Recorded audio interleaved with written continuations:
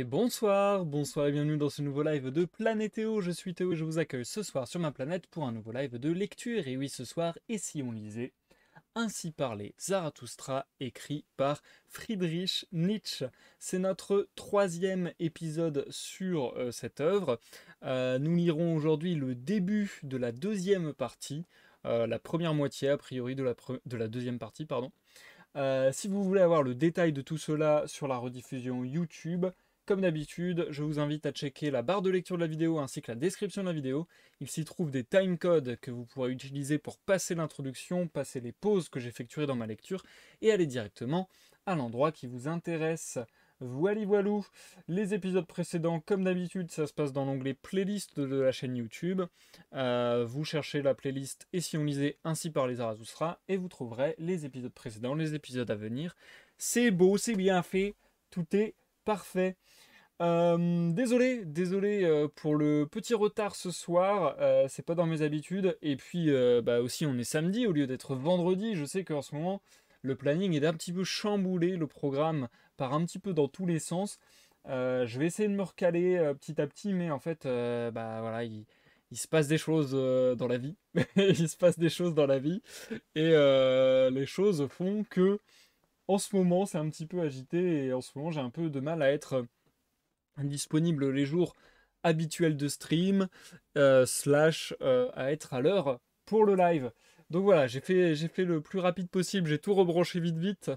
J'espère d'ailleurs que tout fonctionne parce que je suis allé vraiment super vite là pour préparer tout le setup. Je me les caille un petit peu parce que on commence à être sur des températures d'hiver vénères quoi, hein. On va pas se mytho. Je crois que cette nuit il doit faire 4 degrés donc bon, ça commence à faire bien mal. Et puis je vais pas vous mytho, j'en ai déjà parlé sur mes streams anyway, mais je vais pas vous mytho que voilà, du 4 degrés dans la gueule, là ça fait des jours et des jours qu'il pleut. J'ai vu la météo, a priori il va pleuvoir encore pour une semaine, et puis il va y avoir encore au moins une semaine de température vraiment basse. Comment vous dire que pour une personne comme moi qui apprécie davantage le soleil et la chaleur, les temps sont durs. Les temps sont durs, c'est très fatigant pour moi et pas facile moralement, on va dire, qu'il fasse si froid, qu'il fasse si moche en permanence. Donc voilà, j'essaie de faire au mieux, mais c'est pas évident. Par exemple, cette semaine, je m'étais dit, je me ferais peut-être un petit live gaming un de ces jours, étant donné que ça y est, j'ai le setup qui le permet. Et en fait, les jours passaient, les jours défilaient, et j'étais en mode. Il fait moche, il pleut, il fait froid, j'ai rien envie de faire. Donc voilà, c'est un petit peu dur en ce moment. Mais bon, j'essaie de me remettre dans le bain, j'essaie de me retrouver un petit rythme.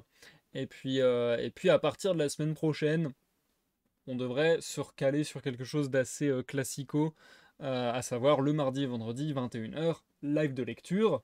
Et le reste de la semaine, peut-être des lives.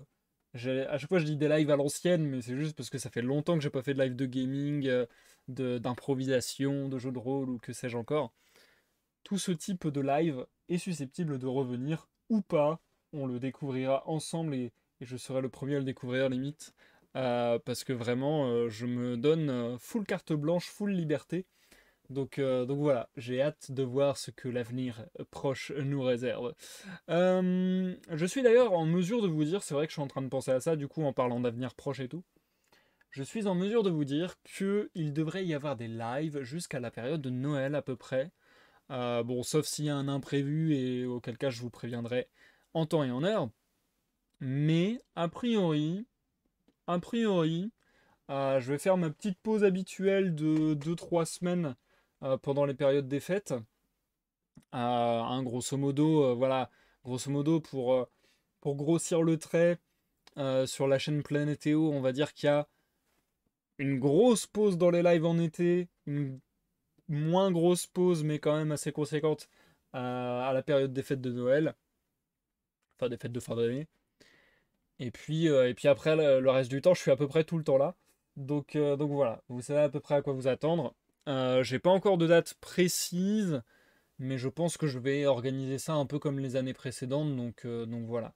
Dites-vous que à partir de un tiers de décembre, voire mi-décembre, il y aura un petit arrêt dans les lives pour 2 3 semaines avant que je ne revienne début janvier.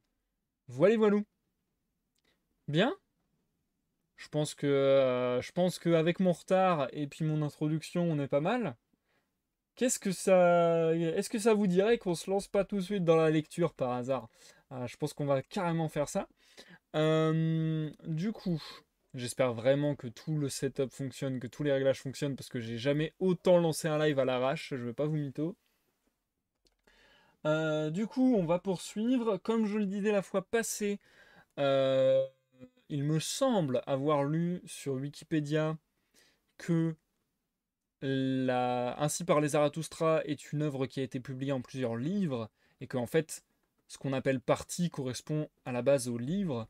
Donc la deuxième partie, ce serait le deuxième livre en quelque sorte qu'a écrit Nietzsche sur Zarathustra. Il me semble, peut-être que je suis en train de dire n'importe quoi, donc prenez vraiment tout ce que je dis avec des pincettes, ou peut-être que Wikipédia dit n'importe quoi, bref. En tout cas, ne prenez pas comme argent comptant tout ce que je peux vous donner comme information supplémentaire sur l'œuvre. C'est soit des recherches rapides, soit ce qui me vient à l'esprit, des réflexions personnelles, des trucs que j'ai entendus, des trucs que j'ai lus. Donc voilà, vous le savez, hein, ça semble évident à beaucoup de gens, mais je préfère le répéter une fois de temps en temps parce que voilà, on n'est jamais trop prudent.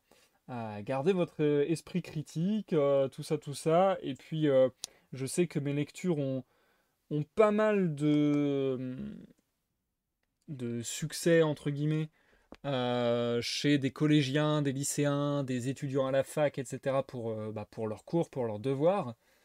Donc attention, attention, attention. Je vous rappelle que je ne fais absolument pas le travail à votre place. Je suis là éventuellement pour vous aider. Mais après, si vous en avez besoin pour vos études et tutti quanti, et même si c'est pas le cas d'ailleurs, je vous conseille fortement de faire aussi votre bout de chemin, votre parcours, et d'aller checker par vous-même des informations, etc., si vraiment ça vous intéresse, quoi. Bref, c'était un petit warning, voilà, juste comme ça, en passant. On va partir, je vais peut-être prendre un petit peu plus le temps que sur les 2 lives précédents, dans le sens où j'ai pas envie de m'épuiser, j'ai pas envie de m'essouffler sur cette lecture non plus. Donc, je vais peut-être ralentir un peu le rythme et là où pour environ 35 pages sur les 2 premiers lives, j'avais fait une seule pause, je vais peut-être en faire 2 ce soir.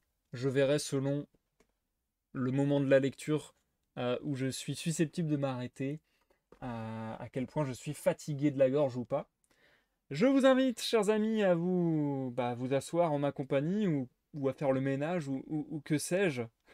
Je sais qu'il y a tellement de gens qui font des choses, des activités tellement différentes, et à chaque fois où je suis en mode ah ouais, il y a des gens qui font ça en m'écoutant, genre des gens qui s'endorment en m'écoutant par exemple. Bref, peu importe ce que vous êtes en train de faire, je vous souhaite que ce soit agréable, je vous souhaite de passer un agréable moment en compagnie, et je vous souhaite comme d'habitude la santé. Bonsoir, on a besoin du ménage là. Bah vas-y, vas-y, au travail Lilith. Et du coup, bonsoir Lilith, bonsoir le capitaine, bienvenue sur ce live, le capitaine, j'espère que tu vas bien. Écoutez, installez-vous, chers amis ES, puisque on va se lancer dans la lecture.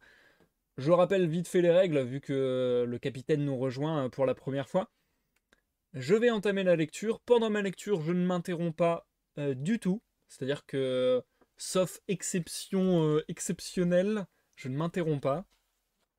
Et puis, lorsque mes cordes vocales ne peuvent plus, ou que je me dis qu'il vaut mieux comment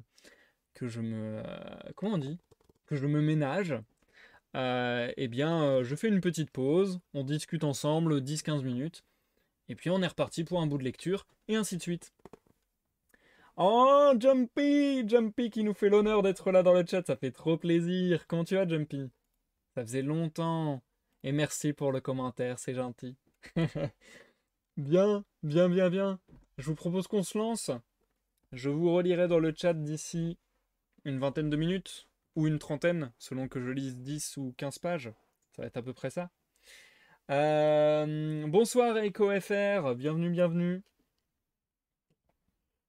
Ah, merci. Ah, ça me fait trop plaisir de te voir, Jumpy. Du coup, je suis en train de, je suis en train de galérer à me lancer dans la lecture, mais merci à tous ceux qui rejoignent, merci à tous ceux qui passent faire un coucou, ça fait très plaisir. Allez, on est parti pour de bon cette fois-ci. Et je vous dis à tout à l'heure, bonne écoute que vous me suiviez sur Twitch ou sur YouTube. Let's go. Deuxième partie. Quand vous m'aurez tous renié, alors seulement je reviendrai parmi vous. En vérité, c'est avec d'autres yeux, mes frères, que je chercherai alors mes amis perdus. C'est d'un autre amour que je vous aimerai. Ainsi parlait Zarathustra, première partie, de la vertu qui donne. L'enfant au miroir. Là-dessus, Zarathustra retourna à sa montagne et à la solitude de sa caverne, et se déroba aux hommes, attendant tel le semeur qui a répandu son grain. Mais son âme s'emplissait d'impatience et du désir de ceux qu'il aimait, car il avait encore beaucoup à leur donner. Ce qu'il y a en effet de plus difficile au monde, c'est, par amour, de refermer sa main ouverte et de garder la pudeur tout en se prodiguant. Ainsi, le solitaire vit s'écouler les mois et les ans, mais sa sagesse grandissait et le faisait souffrir par sa surabondance. Un jour, cependant, il s'éveilla avant l'aurore, médita longuement sur sa couche, et se dit enfin en son cœur: Pourquoi ai-je éprouvé en rêve une terreur telle que je me suis éveillé? N'ai-je pas vu s'approcher de moi un enfant tenant un miroir? Ô Zarathustra, m'a dit l'enfant, regarde-toi dans ce miroir. Et ayant jeté les yeux sur ce miroir, je poussai un cri, et mon cœur frémit, car ce n'était pas moi que je voyais, mais la face grimaçante et le rictus d'un diable. En vérité, je comprends trop bien le signe et l'avertissement que me donne ce rêve. Ma doctrine est en danger. L'ivraie veut passer pour froment. Mes ennemis sont devenus puissants et ont défiguré ma doctrine, si bien que mes amis se sentent honteux des dons que je leur ai faits. J'ai perdu mes amis. Voici l'heure d'aller quérir mes amis perdus. À ces mots, Zarathustra se leva d'un bond, non pas comme un homme angoissé et qui cherche à reprendre haleine, mais bien plutôt comme un voyant et un aède saisi par l'esprit. Son aigle et son serpent le contemplaient stupéfaits, car son visage portait comme un reflet d'aurore la lueur de son bonheur futur. Que m'est-il donc advenu, chers animaux? Dit Zarathustra. Ne suis-je pas transformé? La félicité ne m'a-t-elle pas assailli en tempête? Mon bonheur est fou et dira des choses folles. Il est trop jeune encore, supportez-le patiemment. Je suis blessé par mon bonheur, que tous les souffrants me servent de médecin. Je peux à présent redescendre vers mes amis et même vers mes ennemis. Zarathustra va de nouveau pouvoir parler et donner et prodiguer son amour à ceux qui l'aiment. Mon amour impatient déborde en torrent qui dévale de toutes les pentes vers le levant et le couchant. Du haut des monts silencieux et des nuées orageuses de ma douleur, mon âme s'élance en mugissant vers les vallées. Trop longtemps, je me suis consumé de désir, les yeux perdus dans le lointain. Trop longtemps, j'ai appartenu à la solitude. J'ai oublié l'art de me taire. Je ne suis plus qu'une bouche, qu'un mugissement de torrents descendant des hautes roches. Je vais précipiter mes discours dans les vallées. Et quand bien même mon torrent d'amour se heurterait à quelque obstacle infranchissable, quel torrent ne finirait par trouver le chemin de la mer?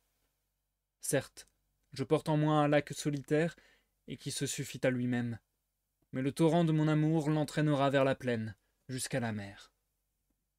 Je suis des routes nouvelles, une parole nouvelle m'a été donnée. Pareil à tous les créateurs, je suis là des langages anciens. Mon esprit refuse de courir plus longtemps sur des sandales usées. Pour moi, tous les langages sont trop lents. C'est dans ton char que je saute tempête, et je te fouaillerai encore de toute ma malice. Je m'élancerai comme un cri, comme une clameur de joie par-delà les mers lointaines, jusqu'aux îles fortunées où séjournent mes amis. Et mes ennemis parmi eux. Combien je les aime tous à présent, pour la seule raison que je puis leur parler. Mes ennemis eux-mêmes sont partie intégrante de ma félicité. Et pour monter mon coursier le plus fougueux, mon javelot est toujours ce qui m'y aide le mieux. C'est le meilleur étrier à mon pied. ce javelot que je lance contre mes ennemis. Combien je sais gré à mes ennemis de pouvoir le lancer de nouveau. Mon nuage était gonflé à crever. Parmi les rires des éclairs, je lancerai aux vallées des rafales de grêle. Alors ma poitrine se gonflera puissamment. Elle soufflera sa tempête sur les monts, et elle en sera soulagée. En vérité, mon bonheur et ma liberté fonceront sur vous comme la tempête, et mes ennemis croiront que c'est le malin qui fait rage au-dessus de leur tête. Et vous aussi, mes amis, vous aurez peur de ma sauvage sagesse, et qui sait, peut-être prendrez-vous aussi la fuite, comme mes ennemis. Ah, que ne pourrais-je alors vous rappeler à moi au son de mes pipeaux? Et ma lionne sagesse, que ne peut-elle apprendre à rugir tendrement? Que de choses nous avons déjà apprises ensemble, elle et moi. Ma sagesse sauvage a été fécondée dans les solitudes des montagnes. Sur les pierres arides, elle a mis bas son lionceau, dernier-né. Et voici que dans sa folie, elle court à travers le désert inexorable et cherche partout de molles pelouses, ma vieille sagesse sauvage. C'est sur le doux gazon de vos cœurs, mes amis, c'est au creux de votre tendresse qu'elle voudrait déposer ce qu'elle a de plus cher. Ainsi parlait Zarathustra. Aux îles fortunées. Les figues tombent des arbres. Elles sont douces et sucrées, et en tombant, leur pelure rouge éclate. Je suis l'aquilon qui abat les figues mûres. Ainsi mes préceptes tombent à vos pieds, mes amis, pareils à des figues mûres, buvez-en le suc et la pulpe fraîche. L'automne nous environne, et le ciel pur de l'après-midi. Voyez autour de nous quelle abondance! C'est du sein de la profusion qu'il est beau de jeter un regard sur les mers lointaines. Jadis, on invoquait Dieu en laissant errer ses regards sur les mers lointaines, mais moi, je vous ai appris à invoquer le surhumain. Dieu n'est qu'une conjecture, mais je ne veux pas que vos conjectures dépassent la mesure de votre vouloir créateur. Pourriez-vous créer un Dieu? Ne me parlez donc plus des dieux, mais le surhumain, vous pouvez le créer. Non pas en vous peut-être mes frères, mais vous pouvez devenir les pères et les ancêtres du surhumain. C'est ce que vous pouvez créer de mieux. Dieu est une conjecture, mais je veux que vos conjectures se tiennent dans les limites du pensable. Pouvez-vous penser Dieu? Mais il faut que votre volonté de trouver le vrai transforme toute chose en réalité pensable à l'homme, visible à l'homme, sensible à l'homme. Il vous faut pousser la pensée jusqu'à la limite de vos propres sens. Et ce que vous appeliez le monde, il vous faudra commencer par le créer à nouveau. Il faut que vous y incarniez votre raison, votre image, votre vouloir, votre amour. Et c'est là, en vérité, que vous trouverez votre félicité, disciple de la connaissance. Et comment apporteriez-vous la vie sans cette espérance, disciple de la connaissance? Vous ne sauriez avoir été placé par la naissance dans un monde inconcevable, ni dans un monde irrationnel.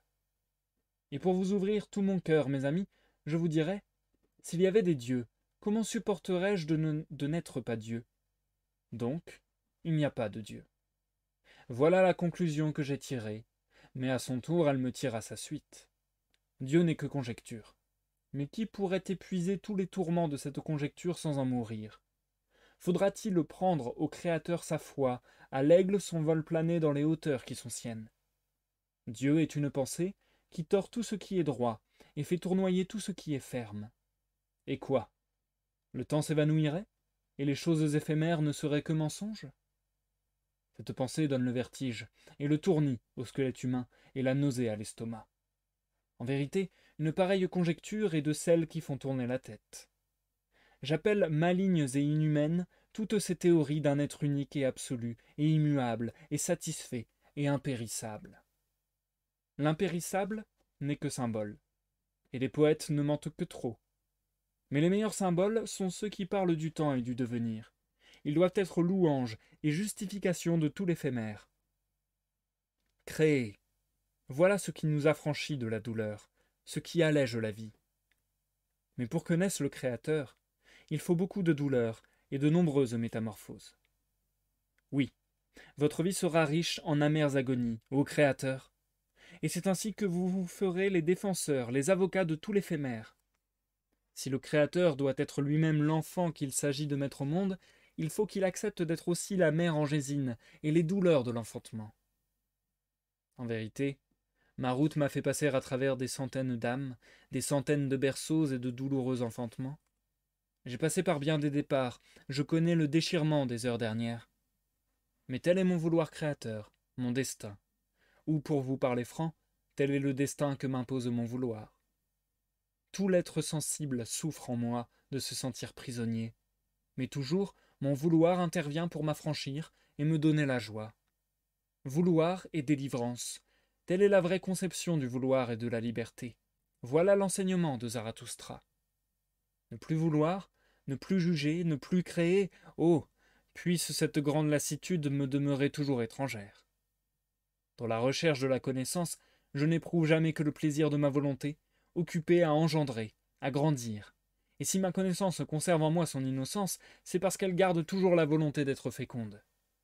C'est cette volonté qui m'a écarté de Dieu et des dieux. Que nous resterait-il à créer s'il existait des dieux? Mais toujours me ramène vers les hommes mon fervent vouloir créateur, tel le ciseau attiré par la pierre. Hélas, ô humain, c'est dans la pierre que dort l'image que je cherche, celle qui est pour moi l'image entre toutes les images. Hélas, pourquoi faut-il qu'elle dorme dans la plus dure, la plus laide des gangues? À présent, le ciseau s'acharne cruellement contre sa prison. La pierre vole en éclats, mais que m'importe? J'achèverai ma statue, car une ombre m'est apparue. Tout ce qu'il y a de silencieux et de léger au monde m'est un jour apparu. La beauté du surhumain m'est apparue comme une ombre. Ah, mes frères, que m'importent désormais les dieux? Ainsi parlait Zarathustra. Des miséricordieux. Amis, des paroles railleuses sont venues jusqu'à votre ami. Voyez donc Zarathustra, ne passe-t-il pas parmi nous comme parmi des bêtes? Mais il vaudrait mieux dire, celui qui cherche la connaissance est réellement parmi les hommes, un homme parmi les bêtes. Et l'homme lui-même, pour celui qui possède la connaissance, n'est autre que la bête aux joues rouges. Mais pourquoi a-t-il les joues rouges? Ne serait-ce point parce qu'il a trop souvent éprouvé de la honte? Ô mes amis, ainsi parle le disciple de la connaissance. Honte, honte, honte, c'est toute l'histoire de l'humanité. Et c'est pourquoi l'homme au cœur noble s'impose de ne jamais humilier personne. Il s'impose une juste honte en présence de tout ce qui souffre. En vérité, je ne les aime point, ces compassionnés qui se complaisent dans leur miséricorde. Ils manquent par trop de pudeur. Si je ne peux m'empêcher d'être miséricordieux, je n'aime cependant pas qu'on me nomme ainsi, et si je le suis, j'aime l'être à distance. Plutôt me voiler la face et m'enfuir avant d'avoir été reconnu. C'est ainsi que je vous recommande d'agir, amis. Puisse mon destin n'amener jamais sur ma route que des cœurs comme les vôtres, étrangers à la douleur, de ceux avec qui j'ai le droit de mettre en commun mon espérance, ma nourriture et mon miel. En vérité, j'ai bien fait ceci ou cela en faveur des souffrants, mais il m'a toujours semblé qu'il valait mieux encore travailler à augmenter ma joie. Depuis que l'homme est homme, il a trop peu connu la joie. Voilà, mes frères, le seul péché originel. Et si nous apprenons à mieux goûter la joie, nous oublierons d'autant mieux de faire du mal aux autres et d'inventer des douleurs. C'est pourquoi je me lave la main qui a porté secours aux malheureux. C'est pourquoi je m'essuie encore l'âme. Car j'ai eu honte de sa honte, même en voyant souffrir le souffrant. Et en lui venant en aide, j'ai durement atteint sa fierté. De grandes obligations produisent non la gratitude, mais le ressentiment. Et le menu bienfait que l'on ne peut oublier se transforme en un ver rongeur. N'acceptez qu'avec hauteur. Acceptez un bienfait comme on dispense une faveur. C'est le conseil que je donne à ceux qui n'ont rien à donner. Mais moi, je suis de ceux qui donnent. J'aime donner, en ami qui comble ses amis. Quant aux étrangers et aux pauvres, qu'ils cueillent eux-mêmes les fruits de mon arbre, ils en seront moins humiliés. Mais il faudrait abolir complètement les mendiants. En vérité, on s'irrite de leur donner, et l'on s'irrite de ne rien leur donner. De même aussi les pécheurs et les mauvaises consciences. Croyez-moi, mes amis, les remords enseignent à mordre. Mais le pire, ce sont les pensées mesquines. En vérité, plutôt faire le mal que de penser bassement. Sans doute, vous dites, le plaisir que nous causent ces menues méchancetés nous épargne maints grands méfaits. Mais dans ce domaine, il ne faut rien épargner. La mauvaise action est comme un abcès. Elle irrite et démange et crève. Elle parle avec franchise. Voilà, je suis une maladie. Ainsi parle la mauvaise action. c'est sa franchise. Mais la pensée mesquine est pareille à la moisissure. Elle se tapit, s'accroupit et se cache, jusqu'à ce que le corps entier soit rongé et flétri par une multitude de petits champignons. Cependant voici une parole que je glisse à l'oreille de quiconque est possédé du démon. Mieux vaut, somme toute, laisser grandir ton démon. Pour toi aussi il existe un chemin de la grandeur. Hélas, mes frères, il y a trop à dire sur notre compte à tous, et il arrive que nous soyons au clair sur plus d'un de nos semblables, sans que nous puissions de longtemps le percer à jour ni le dépasser. Il est difficile de vivre avec les hommes, parce qu'il est difficile de se taire. Et ce n'est pas envers celui que nous détestons que nous sommes les plus injustes, mais envers celui qui nous est parfaitement indifférent. Si ton ami est malade, offre asile à sa souffrance, mais sois pour lui une couche dure, un lit de camp. C'est ainsi que tu lui seras le plus utile.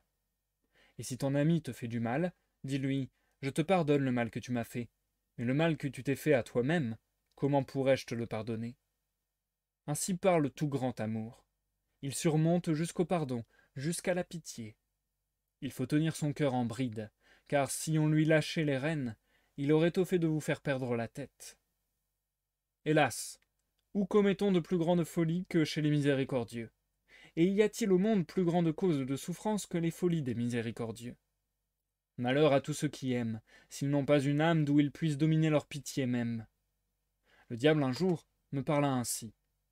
Dieu lui aussi a son enfer, c'est son amour pour les hommes. Et récemment je lui ai entendu dire cette parole. Dieu est mort, il est mort de sa miséricorde envers les hommes. Je vous mets donc en garde contre la miséricorde. C'est d'elle qu'un nuage noir vient encore menacer l'homme. En vérité, je m'entends aux signes annonciateurs de l'orage. Mais souvenez-vous aussi de cette parole. Tout grand amour surmonte sa propre pitié, car il veut créer ce qu'il aime. Je me sacrifie à mon amour, et mon prochain comme moi-même, ainsi parlent tous les créateurs. Mais les créateurs sont durs. Ainsi parlait Zarathustra. Des prêtres. Et un jour, Zarathustra, appelant d'un signe ses disciples, leur dit ces paroles. Voyez ces prêtres, bien qu'ils soient mes ennemis, passez près d'eux en silence et l'épée au fourreau. Parmi eux aussi il y a des héros. Beaucoup d'entre eux ont trop souffert. Aussi ont-ils voulu faire souffrir les autres. Ce sont des ennemis pleins d'astuces, rien de plus vindicatif que leur humilité. Et si l'on s'en prend à eux, on risque de se souiller. Mais mon sang est apparenté au leur, et je désire que mon sang soit honoré même en eux. Et quand ils eurent passé, Zarathustra fut saisi de douleur, et après avoir un instant lutté contre son chagrin, il se mit à parler ainsi. J'ai pitié de ces prêtres. Ils me répugnent aussi. Il est vrai que c'est pour moi la moindre des choses depuis que je vis parmi les hommes. Mais j'ai compassion, et j'ai toujours eu compassion d'eux. Ils sont à mes yeux des prisonniers et des réprouvés. Celui qu'ils appellent leur sauveur, les alliés de chaîne. Chaîne des valeurs fausses et des mots mensongers, hélas, qui viendra les sauver de leur sauveur. Ballottés sur la mer, ils crurent un jour atterrir sur une île, mais voici, ce n'était qu'un monstre endormi. Valeurs fausses et paroles mensongères, ce sont les pires monstres pour les humains. La fatalité y demeure longtemps endormie ou aux aguets. Puis un jour elle sursaute et s'éveille, et dévore et engloutit tous ceux Puis un jour elle sursaute et s'éveille, et dévore et engloutit tous ceux qui sur elle avaient bâti leur tente. Oh, regardez-moi les tentes que ces prêtres ont montées, ces cavernes embaumées qu'ils appellent des églises. Ce faux jour, cette terre renfermée, l'âme y est entravée dans son essor vers les hauteurs. Au contraire, leur credo ordonne « Montez l'escalier à genoux, pécheurs !» En vérité, j'aime encore mieux l'insolence que les yeux révulsés de leur pudeur et de leur dévotion. Qui a construit ces cavernes et ces escaliers de pénitence? N'était-ce point des hommes qui voulaient se cacher et qui avaient honte d'eux-mêmes à la face du ciel pur? J'attendrai le jour où le ciel pur brillera de nouveau à travers les voûtes crevées et sur l'herbe et les rouges coquelicots des murs crevassés pour rendre mon affection au sanctuaire de ce Dieu. Ils ont appelé Dieu ce qui les contrecarrait et les faisait souffrir, et en vérité, il y avait de l'héroïsme dans leur dévotion. Et ils n'ont su aimer leur Dieu qu'en crucifiant l'homme. Ils ont voulu vivre en cadavres, ils ont drapé de noir leurs cadavres. Jusque dans leurs discours, je sens l'odieux relent des chambres mortuaires. Et vivre dans leur voisinage, c'est vivre au voisinage de noirs étangs au fond desquels le crapaud module sa douce et mélancolique chanson. Il faudrait me chanter de meilleures chansons pour me faire croire à leur sauveur. Il faudrait que ses disciples eussent l'air un peu plus sauvés. Je voudrais les voir nus, car seule la beauté devrait prêcher la pénitence. Mais qui donc se laissera convaincre par cette tristesse emmitouflée? En vérité, leurs sauveurs eux-mêmes ne sont pas fils de la liberté, ni descendus du 7e ciel de la liberté. En vérité, ils n'ont jamais foulé de leurs pieds les tapis de la connaissance. L'esprit de ces sauveurs était tout plein de lacunes, mais dans chacune de ces lacunes, ils avaient placé leur illusion, leur bouche-trou qu'ils appelaient Dieu. Leur esprit s'était noyé dans leur pitié. Quand ils se gonflaient et s'enflaient de pitié, toujours quelque grosse folie flottait à la surface. Ils poussaient leurs troupeaux sur la passerelle, à corps et à cri, comme s'il n'y avait qu'une seule passerelle qui menât à l'avenir. En vérité, ces bergers eux-mêmes n'étaient que des moutons. Ces bergers avaient de petits esprits et de vastes âmes. Mais, mes frères, qu'elles sont exiguës les âmes, même les plus spacieuses. Ils ont jalonné leur chemin de traces sanglantes, et leur folie proclamait que la vérité se démontre par le sang versé. Mais le sang est le pire témoin de la vérité. Le sang empoisonne la doctrine la plus pure, et en fait une folie, une haine au fond des cœurs. Et passer au travers du feu pour sa foi, qu'est-ce que cela prouve? Sans doute il vaut mieux que notre propre loi naisse de notre propre brasier. Cœur lourd et tête froide, où ces deux choses se rencontrent, naît l'ouragan, le sauveur. En vérité, il y a eu des hommes plus grands et mieux nés que ce que le peuple appelle des sauveurs, ces ouragans dévastateurs. Mais il vous faudra être délivré de ceux qui sont plus grands encore que tous les sauveurs, si vous voulez trouver le chemin de la liberté. Jamais encore il n'a existé de surhumains. Je les ai vus nus tous les deux, le plus grand des hommes et le plus petit. Ils se ressemblent encore trop. En vérité, le plus grand lui-même m'a paru par trop humain. Ainsi parlait Zarathustra. Et je vais m'arrêter là pour la première partie de lecture de ce soir. Je me suis décidé et je vais le faire en 3 parties ce soir. Nous passons à la pause, les amis. Je me permets de le faire en 3 parties. En fait, je vous explique un petit peu ma logique. En général, sur les premiers lives d'une nouvelle œuvre, on va dire, j'essaie quand même de lire des bons gros morceaux d'un coup, de pas faire trop de pauses, histoire de vous faire un peu entrer dedans, histoire de vous proposer quand même quelque chose d'un peu consistant, que vous ayez un bon aperçu et que on puisse tous rentrer dedans et voilà, accrocher, on va dire. Et puis ensuite, en général, j'essaie avec les lives passants, pour plusieurs raisons, je vais pas vous mentir, je vais être franc avec vous, hein. À la fois pour me ménager la voix. Donc là, c'est pas mal le cas ce soir, je vous avoue, parce que je sens que je suis peut-être un peu moins en forme que sur les 2 lives précédents en termes d'éloquence, en termes de fluidité. Donc du coup, déjà, voilà, il y a ce truc-là qui entre en compte. Et puis aussi ce truc qui a toujours du sens, mais qui en a encore plus, je trouve, avec ce texte, que la lecture à voix haute, ça demande quand même une grosse concentration. Et du coup, maintenir une concentration longue, et j'ai envie de dire trop longue, et ben c'est pas super, encore une fois, ça va jouer sur l'éloquence, en fait, tout simplement. Et du coup, là, vu qu'on est sur un texte philosophique et poétique, ça ajoute au facteur concentration qui doit être là. Donc, je vous avoue que pour pas faire une indigestion, je trouve le texte très cool, mais pour pas faire une indigestion, je pense que ça va être pas mal que je prenne aussi le temps de me reposer la voix, de faire des pauses, de me reposer le cerveau, de me faire un fresh start, de me reset tout ça et de repartir frais comme un gardon pour la suite de la lecture.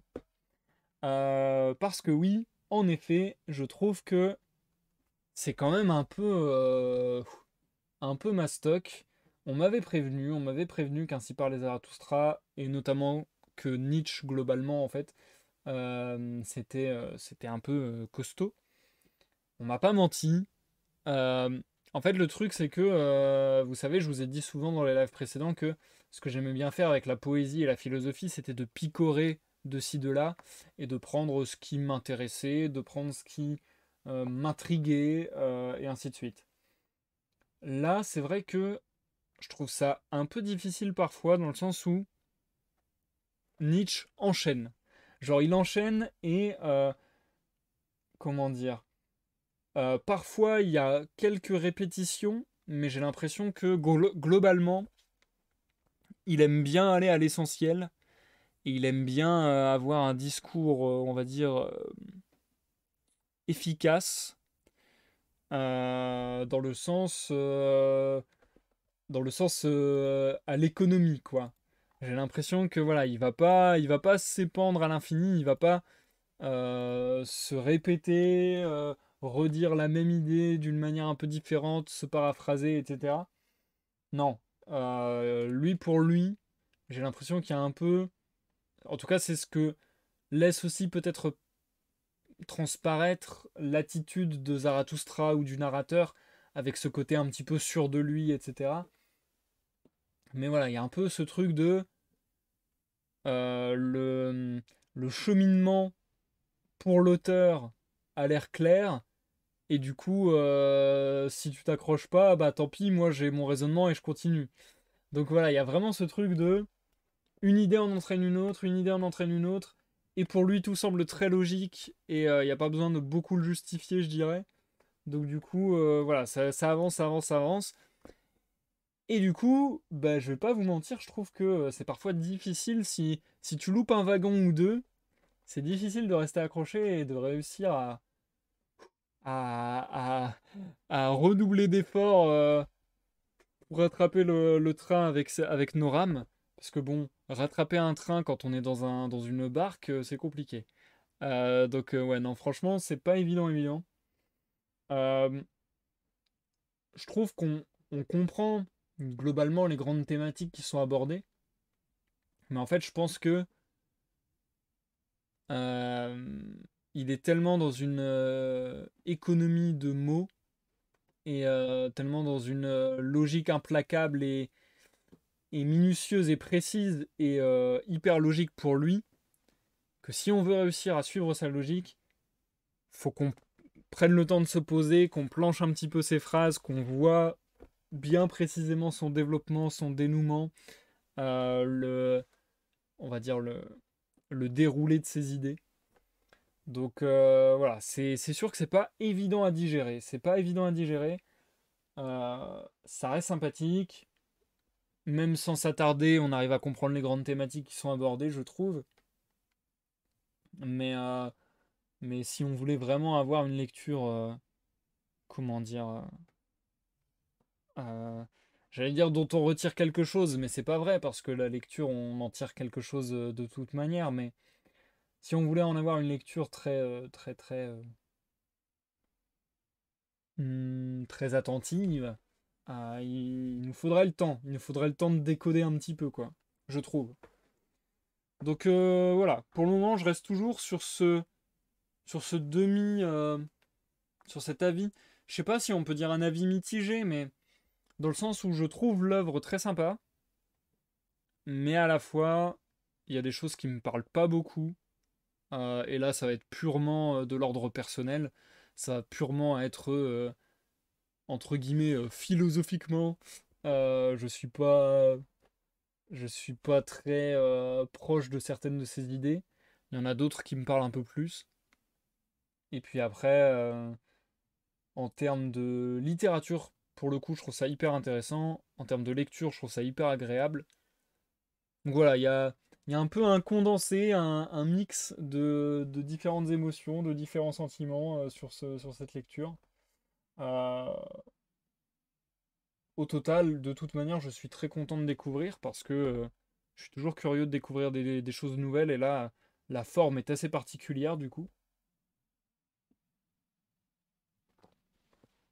Et j'ai envie de dire même le discours est assez particulier et assez peu entendu. En tout cas, je sais pas, à titre perso, j'ai pas l'impression. J'ai l'impression que les idées de Nietzsche sont un peu neuves, entre guillemets.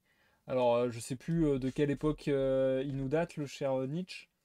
Euh, mais entre guillemets, c'est pas des idées que j'ai l'impression de voir chez beaucoup de gens. Euh, j'ai pas l'impression que ce soit ultra à la mode. C'est pas vrai que c'est pas écrit. C'est pas vrai que c'est pas écrit de quand il date. Ah! Pipapou pipou. Naissance. Ok. Il est né en 1844. Ok, ok. Donc ouais, c'est marrant parce que c'est quand même un philosophe ultra marquant qui, j'ai l'impression, a une sorte d'aura assez énorme. Et au final, encore une fois, j'ai pas étudié le mec, j'ai pas étudié sa philosophie dans tous les sens et tout. Donc voilà, là je suis avec cette lecture, on est en train d'à peine effleurer ce qu'il peut avoir dit, etc.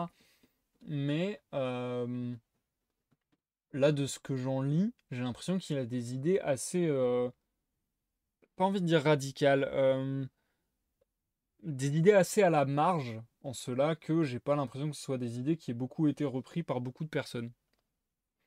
Peut-être me trompe-je, peut-être comprends-je, ça se dit pas mais j'adore, comprends-je mal le livre, mais ouais, c'est assez étonnant.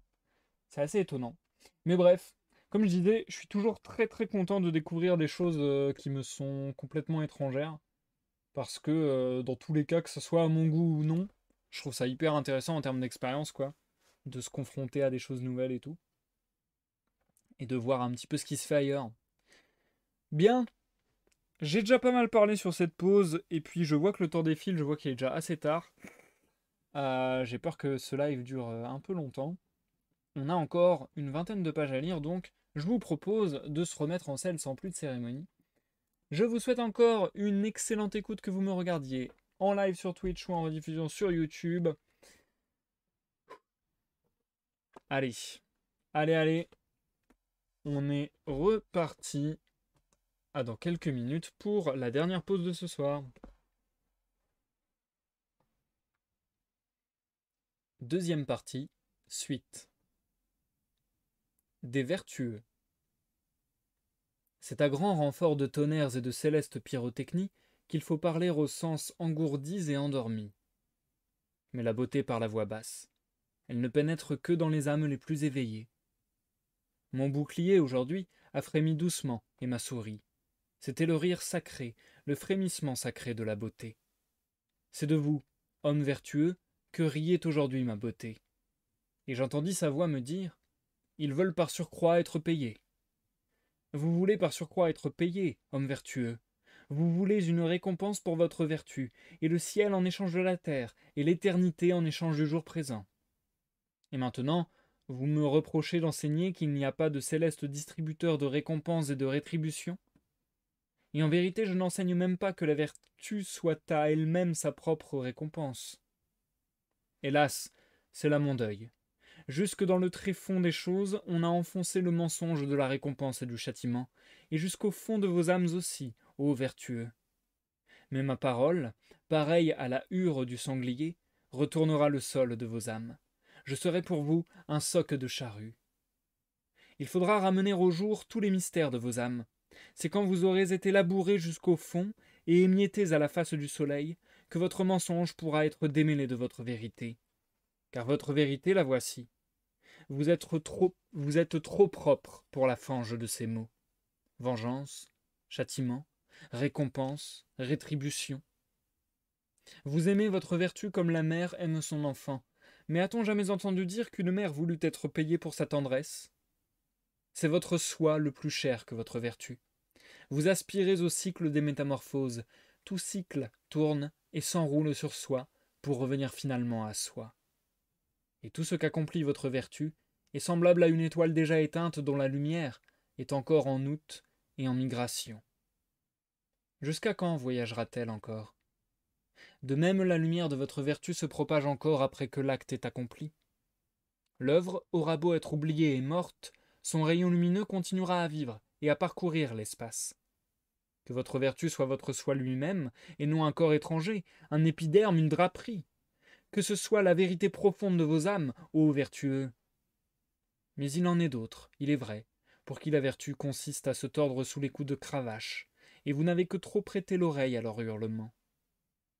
Et il en est d'autres qui appellent vertu la paresse de leur vice, et sitôt que leur haine ou leur envie se préparent au sommeil, leur justice se ranime et frotte ses yeux ensommeillés. Et il en est d'autres qui sont entraînés vers l'abîme, c'est leur démon qui les y entraîne. Mais plus ils s'enfoncent, plus leurs yeux brillent, plus ardemment ils aspirent à leur Dieu. Hélas, le cri de cela aussi est parvenu à vos oreilles, ô vertueux. Tout ce que je ne suis pas, voilà ce que j'appelle Dieu et vertu. Et il en est d'autres qui s'avancent pesamment, grinçant comme des charrettes qui descendent un chargement de pierre. Ils ont toujours à la bouche les mots de dignité et de vertu. Ce qu'ils appellent vertu, c'est le sabot qui leur sert de frein. Et il en est d'autres qui sont pareils à de simples horloges bien remontées. Ils font entendre leur tic-tac et demandent qu'on appelle vertu ce tic-tac. En vérité, cela me plaise. Où que je trouve de ces horloges, je les remonte à grand renfort de raillerie, et je compte bien qu'elles ronronneront par surcroît.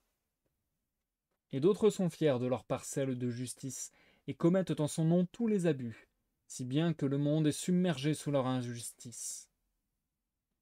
Hélas, que le mot de vertu sonne mal dans leur bouche. Et quand ils disent « je suis juste », on croit toujours entendre « je suis vengé ». Jeu de mots intraduisibles, gerecht, juste, et gerecht, venger. Ils voudraient que leur vertu crevât les yeux à leurs ennemis. Ils ne s'élèvent que pour abaisser autrui. Et il en est d'autres qui croupissent dans leur marécage, et qui du milieu des roseaux se font entendre, disant « La vertu consiste à croupir paisiblement dans le marécage. Nous ne mordons personne, nous évitons ceux qui veulent mordre, et en toute chose nous partageons la vie qu'on nous donne. » Et il en est d'autres qui aiment les gestes, et qui pensent « La vertu n'est qu'un geste ». Leurs genoux sont toujours fléchis, leurs mains jointes à la louange de la vertu, mais leur cœur ne la connaît point. Et il en est d'autres qui pensent que pour être vertueux, il suffit de dire « la vertu est nécessaire ». Mais au fond, ils ne croient qu'à la nécessité de la police. Et d'aucuns, impuissants qu'ils sont à discerner la grandeur de l'homme, déclarent que la vertu se réduit à en apercevoir de tout près les bassesses. Leur malveillance, voilà ce qu'ils appellent leur vertu.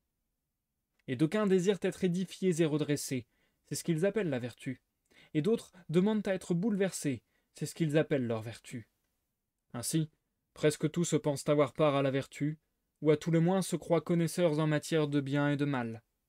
Mais Zarathustra n'est point venu pour dire à tous ces menteurs et à ces fous « Que savez-vous de la vertu?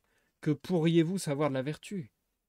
Il est venu pour que vous, mes amis, vous vous dégoûtiez des vieilles formules que vous avez apprises des menteurs et des fous, pour que vous vous lassiez des mots de récompense et de rétribution, de châtiment et de juste vengeance, pour que vous vous lassiez de dire « une action est bonne quand elle est désintéressée ».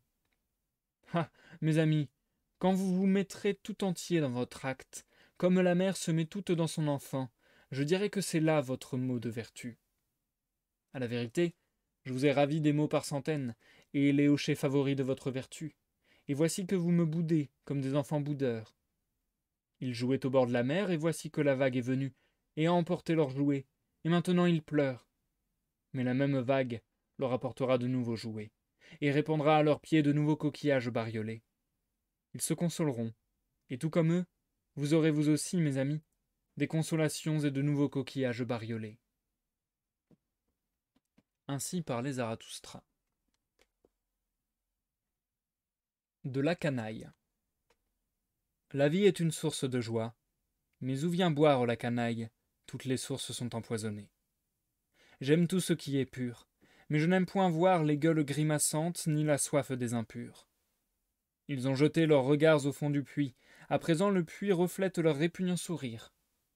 Leur lubricité a empoisonné l'eau sainte, et, en appelant joie leurs rêves immondes, ils ont empoisonné les mots par surcroît. La flamme se cabre dès qu'ils exposent au feu leur cœur humide, l'esprit lui-même grésille et fume dès que la canaille s'approche du feu. Le fruit devient douceâtre et blette dans leurs mains, leur regard suffit à dessécher l'arbre fruitier. Et plus d'un qui s'est dégoûté de la vie en a été dégoûté par la canaille. Il n'a pas voulu partager avec la canaille la source, la flamme et le fruit. Et plus d'un s'en est allé au désert mourir de soif avec les fauves, plutôt que de prendre place avec les chameliers crasseux autour de la citerne. Et plus d'un, qui s'avançait en exterminateur, pareil à l'orage de grêle qui dévaste les champs, ne voulait que poser son pied dans la gueule de la canaille et lui clore le bec. Et ce qui m'a été le plus dur à avaler, ce n'est pas de savoir que la vie elle-même requiert inimitié, mort et torture. Mais un jour, je me suis posé cette question qui faillit m'étouffer. La vie a-t-elle besoin de la canaille? Faut-il qu'il y ait des puits empoisonnés, et des feux puants, et des rêves souillés, et des vers dans le pain de vie? Ce n'est pas ma haine, c'est mon dégoût qui dévore ma vie. Hélas, que de fois j'ai été dégoûté de l'esprit en voyant la canaille elle-même avoir de l'esprit. Et j'ai tourné le dos au dominateur quand j'ai vu ce qu'on appelle aujourd'hui dominer, c'est-à-dire trafiquer et marchander au sujet du pouvoir, trafiquer avec la canaille. J'ai vécu chez les peuples de langue étrangère et je me suis bouché les oreilles afin d'ignorer toujours le langage de leurs négoces et leurs marchandages autour du pouvoir. J'ai traversé avec répugnance, en me bouchant le nez, tout ce qui est d'hier et d'aujourd'hui. En vérité, tout ce qui est d'hier ou d'aujourd'hui empeste la canaille écrivante.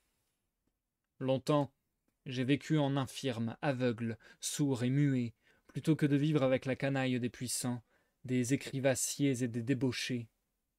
Péniblement, avec prudence, mon esprit a gravi bien des escaliers. La moindre aumône de joie le réconfortait. Il se traînait, comme un aveugle, appuyé sur son bâton. Mais que m'est-il donc arrivé? Comment me suis-je guéri de ce dégoût? Comment mon regard est-il redevenu jeune? Comment ai-je atteint d'un coup d'aile la hauteur où nulle canaille n'encombre plus les abords du puits? Est-ce mon dégoût qui m'a donné des ailes et le don de découvrir des sources? En vérité, j'ai dû voler jusqu'au plus haut des monts pour retrouver la source de joie.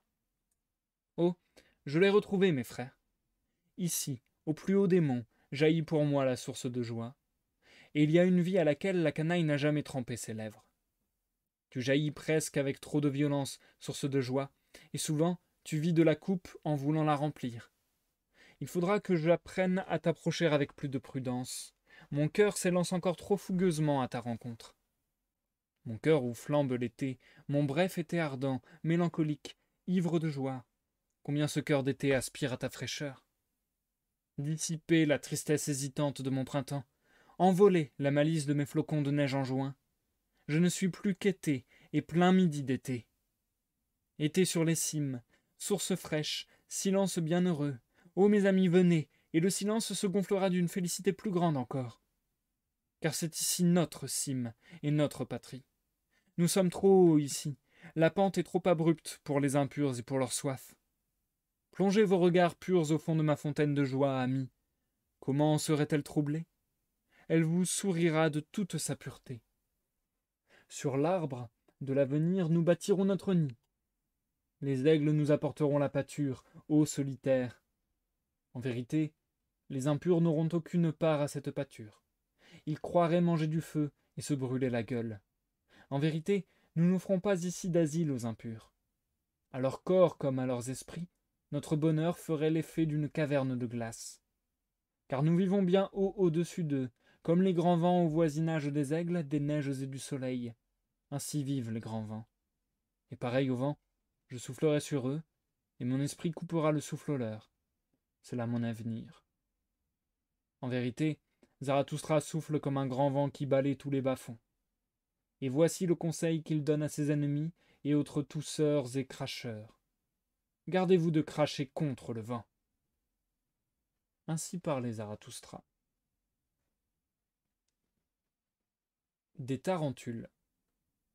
Voici l'antre de la tarentule. Veux-tu la voir elle-même? Voici sa toile. Touche-la. Elle frémira.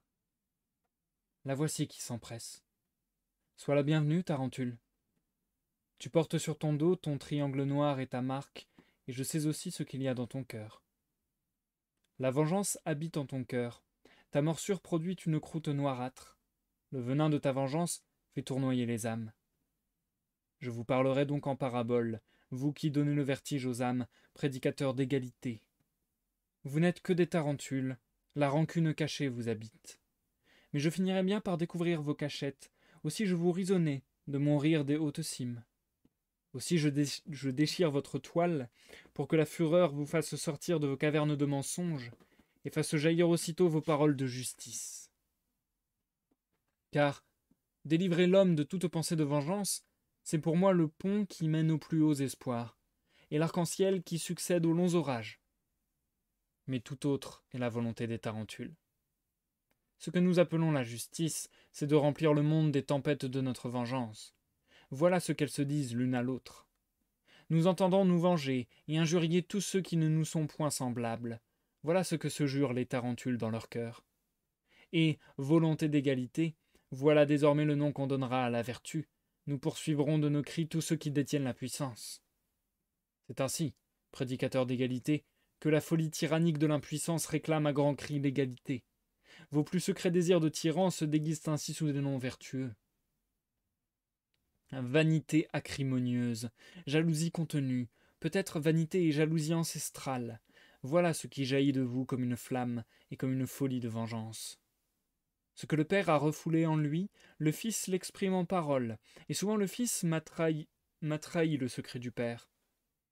Ils ressemblent à des enthousiastes, mais ce n'est pas le cœur qui brûle en eux, c'est la vengeance. Et quand ils se montrent subtils et froids, ce n'est pas l'esprit, c'est l'envie qui les rend subtils et froids. Leur jalousie les conduit aussi sur les sentiers des penseurs. La marque de leur jalousie, c'est qu'ils vont toujours trop loin, et leur lassitude finit par aller s'endormir dans la neige. Toutes leurs plaintes rendent un son de vengeance, chacun de leurs éloges trahit l'intention de nuire, et le bonheur, pour eux, c'est de s'ériger en juge. Je vous donne donc ce conseil, mes amis. Méfiez-vous de tous ceux chez qui l'instinct de punir est puissant. C'est une triste engeance, une mauvaise race. Leurs faces trahissent le bourreau et le limier. Méfiez-vous de ceux qui parlent beaucoup de leur propre justice. En vérité, ce n'est pas seulement de miel que manquent ces âmes-là. Et ils se nomment eux-mêmes les bons et les justes. N'oubliez pas que pour être des pharisiens, il ne leur manque que la puissance. Mes amis, je ne veux pas être mêlé ni confondu avec d'autres. Il en est qui prêchent ma doctrine de vie et qui sont en même temps des prédicateurs d'égalité et des tarentules. Araignées venimeuses qui disent les louanges de la vie, bien qu'elles restent tapies dans leurs repères à l'écart de la vie, c'est leur façon de faire le mal. Elles cherchent à nuire ainsi à ceux qui détiennent actuellement le pouvoir, car c'est chez ceux-là que la prédication de la mort est encore le mieux en place. S'il en était autrement, les tarentules changeraient de doctrine. C'est elles qui ont jadis excellé à calomnier la vie et à brûler les hérétiques. Je n'entends pas qu'on me mêle, qu'on me confonde avec ces prédicateurs d'égalité, car la justice me dit à moi que les hommes ne sont pas égaux. Et il ne faut pas qu'ils le deviennent. Que serait mon amour du surhumain si je tenais un autre langage? C'est par des milliers de ponts et passerelles que les hommes monteront à la conquête de l'avenir. Il faut qu'il y ait entre eux de plus en plus de guerres et d'inégalités. Voilà ce qui m'inspire mon grand amour. C'est pour des nécessités de lutte qu'ils inventeront des images et des fantômes, et ces images et ces fantômes leur serviront à se livrer les uns aux autres les batailles suprêmes. Bons et mauvais, riches et pauvres, nobles et croquants, et tous les autres noms de valeur sont autant d'armes et d'emblèmes cliquetants qui doivent aider la vie à se surpasser sans cesse. La vie elle-même, pour monter plus haut, se construit des arches et des degrés, d'où elle pourra saisir les horizons lointains et les beautés qui charment le cœur. C'est pour cela qu'il lui faut l'altitude. Et parce qu'il lui faut l'altitude, il lui faut aussi des degrés, et la résistance qu'opposent les degrés à ceux qui les gravissent.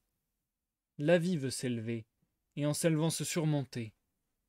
Et voyez donc, mes amis, à côté de l'antre de la Tarentule, se dressent les ruines d'un ancien sanctuaire. Regardez-les avec des yeux illuminés. En vérité, celui qui jadis amoncela ses pierres pour y exprimer l'élan de son âme connaissait aussi bien que le plus grand des sages le secret de la vie. Ce qu'il nous enseigne ici par la plus frappante des paraboles, c'est que toute beauté comporte lutte et inégalité, guerre et puissance et tyrannie. Voyez la divine beauté de ces voûtes et de ces arceaux qui luttent et se brisent les uns contre les autres. Voyez-vous dans leur divin effort faire assaut de lumière et d'ombre. Dans la même certitude infaillible, dans la même beauté, soyons ennemis aussi, mes amis, et lançons-nous divinement les uns contre les autres. Malheur, voilà que moi aussi la tarentule m'a mordu, cette vieille ennemie. Avec une admirable et divine certitude, elle m'a mordu au doigt. Il faut un châtiment, il faut une justice, pense-t-elle. Il ne faut pas qu'on chante impunément ici les louanges de la haine. Oui, elle s'est vengée. Et malheur, par vengeance, elle va m'inoculer son vertige. Mais de peur que son vertige ne me saisisse, moi aussi, ami, attachez-moi à cette colonne. J'aime encore mieux être changé en stylite qu'en tourbillon de rancune. En vérité, Zarathustra n'est ni un tourbillon ni une trombe.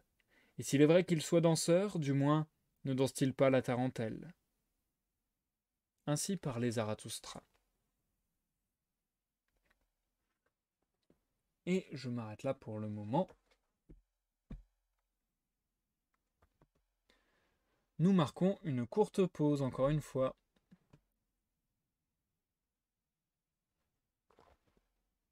Encore une fois, ça va être assez court, hein, vous inquiétez pas. J'ai envie d'avancer dans l'œuvre, j'ai envie de lire ce que j'avais prévu de lire. Par contre, je pense que je vais m'y remettre assez vite parce que je commence à fatiguer. Et à la fois, j'ai envie de reprendre mon souffle et de reprendre ma voix, on va dire. Parce que bah, justement, je commence à fatiguer. Vraiment, je suis désolé, je pense que c'est le froid qui me met une sacrée claque là. Donc du coup, c'est vrai que ça rend le live de ce soir un petit peu difficile. Euh, C'était sympa, c'était sympa.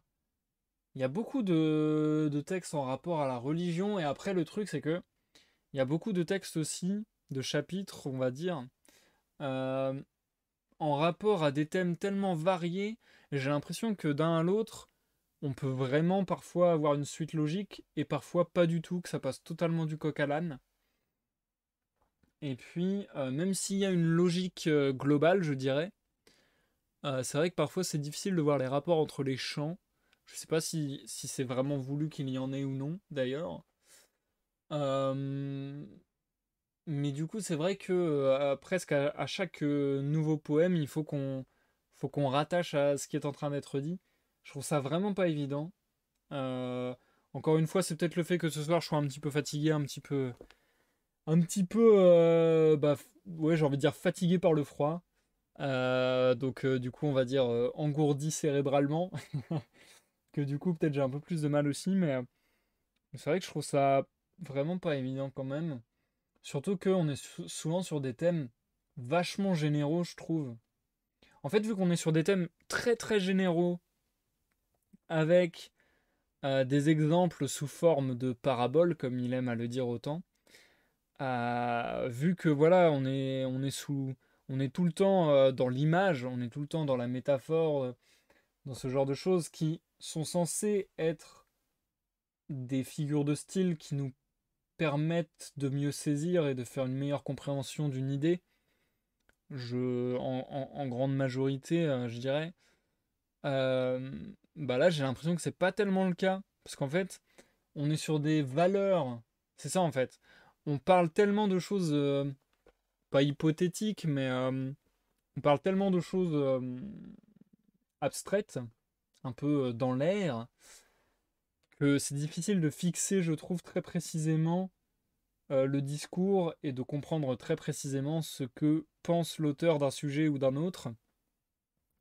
Parce que voilà, quand on fait des discours enfin, qui semblent généraux, parce qu'encore une fois, je pense pas qu'ils soient généraux, je pense que Nietzsche a toute une, comment dire, a toute une mécanique très logique encore une fois et très précise et que quand il dit quelque chose, il sait ce qu'il veut dire et que une idée en amène une autre et que c'est voilà, c'est minutieux.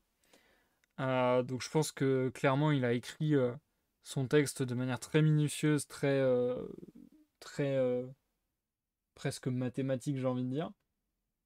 Mais ou en tout cas ouais, logique, voilà, mathématique dans sa partie logique. Mais mais à la fois, bah ouais, ça paraît pas si évident à cerner quand on utilise des mots aussi généraux que les vertueux, euh, ou enfin, voilà, quand on catégorise toute une partie de population toute une partie de population sous une appellation aussi floue que les vertueux, par exemple, on a du mal à saisir de qui il parle exactement. Du coup, ce qu'il reproche exactement à ces personnes-là, vu qu'on a du mal à saisir qui sont ces personnes-là. Donc voilà, même si sous-jacent à tout cela, on sent qu'il existe quelque chose de très précis pour lui et de très détaillé, je trouve que avec une lecture pas approfondie et en n'allant pas jusqu'à l'étude de texte, ce qu'on va pas faire sur ces lives clairement, eh bien c'est parfois difficile. On est parfois dans des trucs très abstraits, très conceptuels et c'est difficile de s'attacher et de comprendre réellement de qui il parle, dans quelles circonstances précisément et ainsi de suite quoi.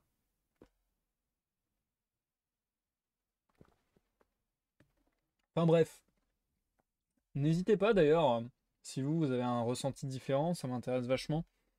Ça m'intéresse toujours d'avoir vos retours, mais j'ai envie de dire que sur cette œuvre, ça m'intéresse d'autant plus parce que je pense sincèrement que ça doit être l'œuvre que je vous ai lue en live la plus compliquée peut-être.